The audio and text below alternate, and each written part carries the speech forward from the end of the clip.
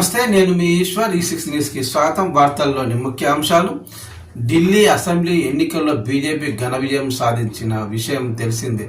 70 assembly స్థానాలకు గాను magic ఫిగర్ను దాటి ఏకంగా 48 చోట్ల జయకేతనం ఎగురవేసింది. దీంతో దాదాపు 27 ఏండ్ల సుదీర్ఘ విరామం తర్వాత దేశ రాజధాని ఢిల్లీ కాషాయ దళం వశమైంది.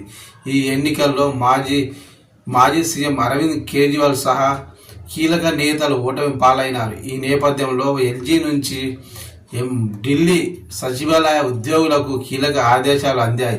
సచివాలయం నుంచి ఎలాంటి ఫైల్స్, హార్డ్ డిస్క్ బయటకు వెళ్ళకూడదని స్పష్టమైన ఆదేశాలు జారీ చేశారు.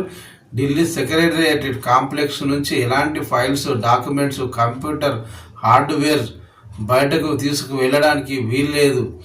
ఒకవేళ అత్యవసరమైతే జనరల్ అడ్మినిస్ట్రేషన్ డిపార్ట్మెంట్ అనుమతి తీసుకోవాల్సి ఉంటుందని, ఈ విషయంలో సెక్రటేరియట్కు చెందిన అన్ని విభాగాల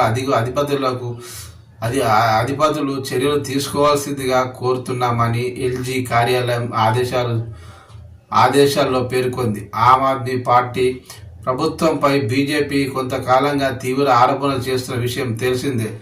సీఎం కేజ్రీవాల్ సహా పలువురు మంత్రులు, ఆప్ కీలక నేతలపై అవినీతి ఆరోపణలు చేస్తూ వస్తుంది. ప్రస్తుతం ఢిల్లీ ఎన్నికల్లో ఆప్ ఓటమి పాలైన నేపథ్యంలో ఫైల్స్ మాయమయ్యే అవకాశం ఉందని అధికారులు భావిస్తున్నారు. ఈ నేపథ్యంలోనే ఎల్జీ ఆదేశాలు జారీ చేసినట్లు తెలుస్తోంది.